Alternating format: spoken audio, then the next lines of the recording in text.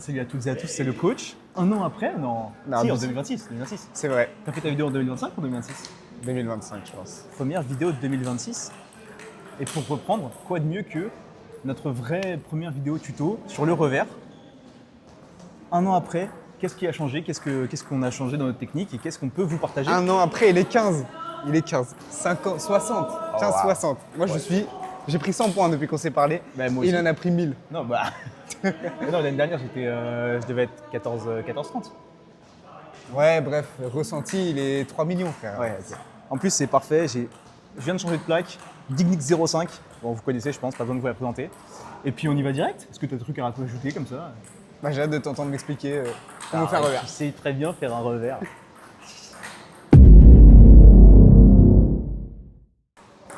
Ah ouais, gros beau gosse. Hein? Gros beau Bien, gosse. hein. Ok, pour moi, déjà, on va partir sur un revers classique en régu. Un des points importants, c'est déjà de maintenir une bonne distance par rapport à la table. Donc, il ne faut pas qu'on soit trop loin pour de la régu. À peu près au-dessus de la table, comme ça. Donc là, la pointe de ma raquette est au niveau de la ligne blanche. Et on va se concentrer sur un geste majoritairement du poignet. Vas-y, on va faire un peu de régu.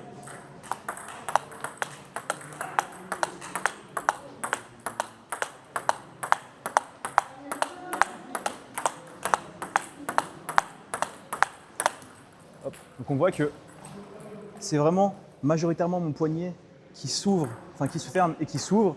Et c'est un mouvement comme si j'ouvrais un éventail, donc qui va de 9h à 1h à peu près, vers l'avant surtout.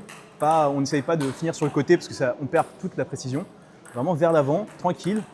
Et au début, l'important c'est d'acquérir une sensation, de bien sentir ce qu'on fait. Donc le but c'est pas d'aller trop vite et quoi que ce soit.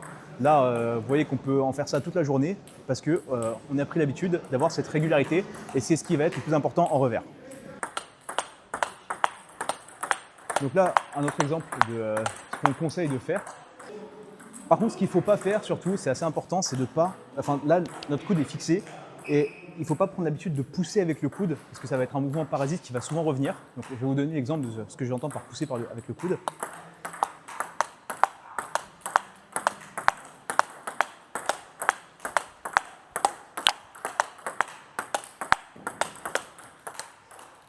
En fait, le problème de ça, c'est que vous voyez qu'on peut être très régulier et mettre la balle sur la table, sauf qu'on va développer une mauvaise habitude et c'est surtout sur le top spin que ça va devenir gênant, parce qu'on va avoir un top spin qui va perdre beaucoup de contrôle et même aussi beaucoup de puissance. Allez, on va te montrer toi faire du revers. Hein? Tu m'as envoyé au charbon. Ouais. Fais du revers, bâtard. Alors moi, il y a une particularité quand je fais mon revers qui est, il me semble, différente de toi. C'est que j'ai le pouce qui bouge un poil entre mon revers, enfin mon coup droit, pardon, où j'ai une prise classique. Et quand je passe en revers, j'ai le pouce qui avance un peu. En fait, ça me permet d'appuyer un peu sur ma raquette et je gagne énormément en contrôle et en précision. Parce que comme le revers est un geste beaucoup plus au poignet, comme Yann l'a dit, bah, c'est plus facile d'être un peu mou, un peu de perdre en contrôle. Et donc le fait d'avoir ce pouce qui se relève un peu, ça me permet d'appuyer, de gagner beaucoup en contrôle. Ouais. Après, c'est hyper ok de monter un peu son pouce, ça permet d'avoir, comme tu dis, plus de contrôle, plus de puissance aussi. Et il y a beaucoup de top joueurs qui le font. Je crois que Flavien Coton, par exemple, il a tendance à vraiment relever le pouce et à appuyer sur la raquette. Moi, je le fais pas du tout. Et ça a des avantages, mais ça a aussi des inconvénients. C'est que dans la transition entre le coup droit et le revers, faut être plus rapide parce que si on est pris avec le grip revers en coup droit, c'est beaucoup plus difficile d'envoyer la balle sur la table. C'est ce qui me fait faire les tops comme ça là. Top crocheté. Par contre, ce qui est important et qu'on n'a pas dit au début, c'est qu'il n'y a pas vraiment de technique universelle. Il y a des bases communes, mais après chacun doit trouver sa sensation et ouais, sa gestuelle pour avoir que ce soit en revers ou en coup droit ou même dans tous les pots du ping-pong. Fin de vidéo. Hein? Fin de vidéo. Ouais, génial. Du coup là, moi je joue avec le pouce appuyé et c'est un peu ma gestuelle en devient un peu différente de celle de Yann. Mais il y a toujours cette idée de 9h à 1h, comme il vous avait dit tout à l'heure. Là, je commence sur le côté et j'avance. Et toujours vers l'avant. Et voilà. Et du poignet, globalement. J'essaie de pas trop utiliser mon coude. Moi, j'ai encore un peu ce geste parasite. Lui, il est beaucoup plus clean. Mais bon, ça tient la balle, hein, écoute. Super, bien joué. Et c'est génial. J'adore tourner avec toi parce que ça nous donne une transition, 2 points. Le premier, c'est le revers, c'est un coup, comme vous pouvez voir par rapport au coup droit, où on a beaucoup moins de marge de manœuvre. Donc beaucoup moins de. enfin, la marge d'erreur est beaucoup plus fine. Et donc, le revers, c'est important de prendre la balle toujours devant soi. Et pour prendre la balle devant soi, il faut se déplacer. Comme vous pouvez voir, Aman fait ses revers comme ça. C'est génial. Alors que du coup, si, là ça allait, on faisait de la régu. Mais si on part sur... Attends, on va faire l'exemple. On va faire de la régu, mais j'essaye de te bouger un peu dans la zone revers. Et le but, c'est que tu bouges pas, justement. Parce que je sais que tu sais faire. Mais là, il faut montrer l'exemple. Ah, ça va être pas beau, hein. Allez, vas-y. Ça va pas être beau. Allez. Oh. Ah, mais je bouge. Et voilà. Voilà, c'est pas bien, hein. Et le deuxième point qui est assez important, c'est l'utilisation de votre bras qui ne joue pas. Donc pour nous, c'est le bras gauche, mais pour d'autres, ça peut être le bras droit, peu importe. Là, vous voyez que sur l'exemple qu'on va mettre, Aman avait la main dans la poche. Il a fait exprès, c'était évidemment scripté. Et en fait, l'avantage du bras gauche, c'est que ça va vous donner déjà un point de repère. Parce qu'en revers, on parle du triangle. Donc là, si vous mettez vos bras devant vous avec la main, enfin l'avant-bras tendu et la raquette qui pointe vers l'avant, ça vous fait à peu près un triangle. Et idéalement, il faut toucher la balle au sommet du triangle. Donc déjà, avoir le bras devant, ça vous permet d'avoir cette pointe du triangle, donc ce repère visuel d'où jouer la balle. Et ça vous permet aussi d'être beaucoup plus stable en termes de gainage sur le haut du corps. Parce que si vous avez votre bras dans la poche ou ailleurs, ou peu importe, en fait là, vous pouvez vite avoir tendance à tourner à gauche, à tomber. Et moi, je sais que ça m'arrive quand je suis un peu loin de la table. Alors que si on a toujours cette base solide et stable, en fait, on est beaucoup plus gainé naturellement. Ouais, il y a Malon qui le fait hyper bien. Si jamais, voilà, c'est un mec qui fait du ping. Je sais pas si vous connaissez. Moi, c'est la première fois que j'entends parler. Allez, fais-moi une démo tout parfait. Ok, donc là, je suis sur les jambes avec mon triangle. Hop. Et donc, je prends la balle à la pointe du triangle, là. Et bon, là, vu qu'on fait de la régulière, j'ai pas besoin de faire des kilomètres. Mais je reste quand même un peu en train de rebondir. Hop. Et ça me permet de, à chaque fois, prendre la balle au bon endroit par rapport au triangle. Là, vous voyez, Aman, il est toujours stable alors que j'essaie de le déplacer. Oh. Ah, petite gratte. Alors moi, ce que je te propose, c'est que maintenant qu'on a parlé de la régu, on va peut-être passer sur le top spin. Allez. Alors ce qui va être assez important sur le top spin, c'est déjà, première partie, les jambes. Il faut être suffisamment ancré dans le sol avec les jambes, un écartement un peu plus large que la largeur des épaules pour être bien stable, un peu fléchi vers l'avant et surtout le haut du corps un peu penché vers l'avant, histoire de ne pas se relever et de bien être campé sur ses appuis. Et le deuxième point très important, ça va être de bien fixer le coude pour avoir un mouvement de l'avant-bras, de l'intérieur vers l'extérieur, qui finit devant soi, pas sur le côté parce qu'on perd beaucoup de précision. Et le fait d'avoir cette ouverture de l'intérieur vers l'extérieur, donc un mouvement circulaire extérieur, comme un peu le coup droit qui est un mouvement circulaire intérieur, ça va vous permettre de générer beaucoup de puissance et même tranquillement et d'avoir finalement assez de contrôle.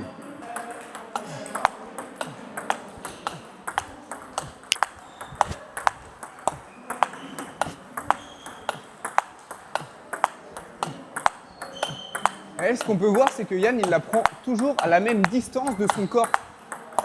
Il gère parfaitement bien la profondeur qui le sépare de la balle. Et donc en gros, ça résume à la prendre au sommet du triangle, hein. Mais c'est un truc qui gère bien et donc ça fait qu'il fait tout le temps le même coup. Pour moi, en bloc, là, c'est... Alors, moi, je suis en détente, quoi.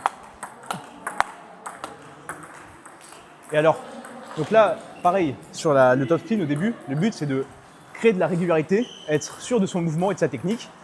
Et ensuite, une fois qu'on est sûr de ce qu'on fait, on peut partir sur quelque chose d'un peu plus avancé, essayer de rajouter plus d'effets, plus de vitesse. Moi, ce que j'aime bien faire, c'est faire 2 top spins que j'essaie de faire, d'accrocher un peu plus, et un top spin plus puissant.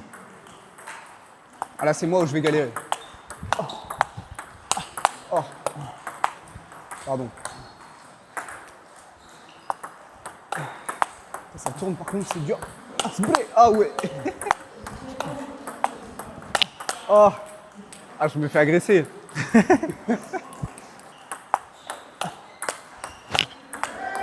Je vous montre... Merde, je fais la faute.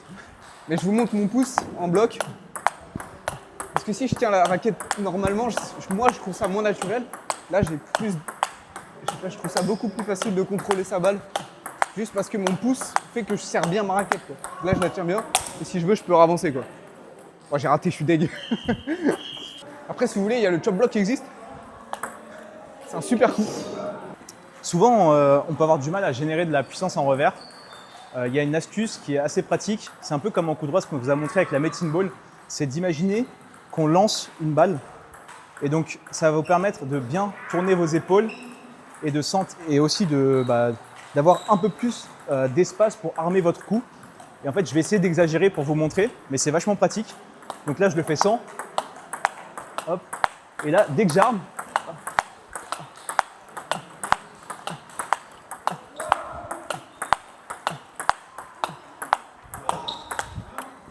Oh, bâtard. pardon. Et là, vous voyez, au premier coup, j'ai un peu trop forcé. Et donc ça, c'est un peu, j'ai fait un peu le geste qu'on apprenait à l'époque sur les balles cellulo, où il fallait dégainer le sabre. Mais dans le ping actuel, c'est un geste qui est beaucoup trop grand. Et donc, c'est pas adapté à la vitesse du jeu actuel. Mais si vous rentrez un petit peu, sans trop sans trop bouger l'épaule gauche vers l'arrière, mais juste en rentrant un peu l'épaule droite, là, ça vous permet de générer suffisamment de puissance pour envoyer la balle tranquillement de l'autre côté du filet. Ah, je me suis fait allumer à l'instant. Pardon.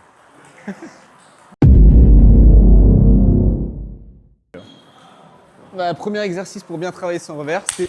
Pardon. Ça paraît. Ah, c'est pas celui-là. Non, premier exercice pour bien travailler son revers, c'est le fait de faire 2 top spins de près et 2 top spins de loin. Ça va permettre de gérer un peu ce dont je vous parlais tout à l'heure, la distance par rapport à son corps, enfin la distance à laquelle on prend la balle par rapport à son corps. Et c'est aussi pas le même geste, puisque plus on est près de la table, plus le geste sera au poignet, entre guillemets. Donc ça permet de bien s'adapter à deux distances différentes. Hop, là je suis plutôt proche, je recule. Et j'essaie de bien penser à mon triangle. Ça fait que je la prends toujours au bon moment. Oh, oh, j'ai oublié la balle. C'est dur de parler de faire en même temps. Surtout qu'en vrai, c'est un truc que moi, j'apprends encore. À prendre la balle au bon moment. Et donc, même au niveau des jambes, bah, c'est le même positionnement. Les jambes sont toujours latérales. Merde, je viens de reculer. Et là, vous voyez, Aman, il le fait vachement bien. Et parce que l'important, c'est de ne pas aller trop vite. C'est un exercice qui permet encore une fois de construire de la régularité. Et donc, si on envoie fort, bah, directement, on est bloqué par son propre rythme et c'est pas très constructif. Le deuxième exercice qui est assez important, c'est que il faut pas perdre de vue le fait que le revers, c'est un coup qui n'est pas forcément un coup dominant pour beaucoup de gens. Et c'est important de le bosser en rythme avec aussi du coup droit. Donc nous, on vous propose de faire un 2-2, 2 revers de coup droit. Exercice qui est assez classique, que tout le monde a déjà fait, je pense, mais qui est assez important, histoire de bien sentir son rythme en revers par rapport au coup droit et surtout le déplacement coup droit-revers qui est difficile et pas forcément naturel. Moi, j'ai beaucoup de mal à prendre la balle là devant le triangle en revers et l'attendre un peu plus pour avancer dedans en coup droit. Le timing n'est pas le même et c'est un truc que moi, j'ai du mal à gérer.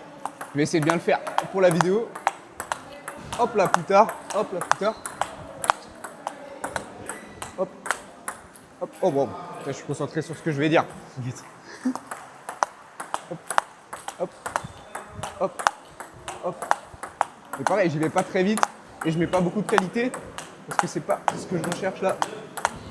Par contre, j'essaie de le faire proprement. Oh, il touche. Mais donc, juste le fait d'y aller doucement, ça me permet de me concentrer sur ce que l'exo travaille, quoi.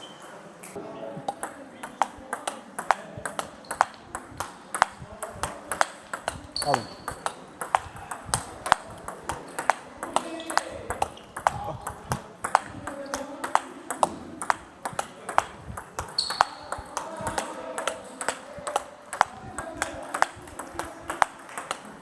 Là, mine de rien, Yann, il est largement en dessous de ce qu'il sait faire. Pardon.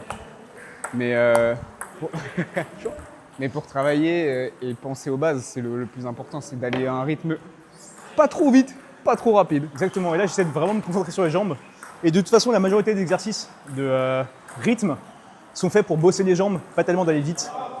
Et moi je sais qu'une tendance que j'ai, c'est d'aller, surtout en coup droit, d'aller plus vite que mon propre rythme. C'est pour ça que souvent j'arrive pas à enchaîner 5 tops de suite, alors qu'en vrai, c'est ok de ralentir. Et de toute façon, là, depuis que j'ai pas mal progressé, je me rends compte que pour être plus fort, il ne suffit pas d'aller plus vite, c'est surtout mettre plus de balles sur la table. Et vaut mieux mettre 3 tops à 80% que 1 top à 100. Là, on peut juste essayer de faire des points et on voit ce que ça donne. Enfin, genre, on essaie de faire des beaux revers.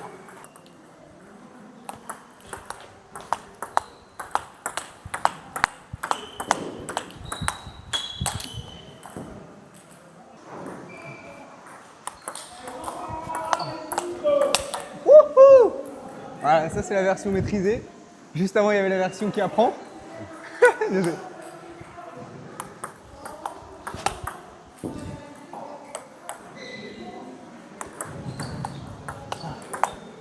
Waouh! Bon, si vous avez tout compris à la vidéo, en fait, il faut juste que votre plaque reverse soit la plaque rouge. C'est vrai. Voilà, Carrément ça. Et à la chinoise, à la Malong en tout cas. c'est vrai. Non, mais on espère juste que cette vidéo vous a plu. C'est la première depuis un petit moment là. Vous êtes beaucoup à nous avoir dit vous faites plus de vidéos. C'est vrai ça. On est là, toujours là. Mais ça fait plaisir que vous nous fassiez des remarques. C'est vrai. En plus, on a croisé en 2025, on a croisé pas mal de gens qui nous ont dit ah vous êtes le coach, etc., qui viennent nous parler. C'est super sympa, franchement, on apprécie énormément. N'hésitez pas à continuer. Encenser notre ego. Je rigole. Mais on s'en suit un peu quand même. Puis si vous voulez une vidéo un peu plus détaillée, enfin même du coup une petite série de vidéos sur le revers comme on avait fait sur le Cupra, n'hésitez pas. Voilà, à bientôt. Super. Super. Super.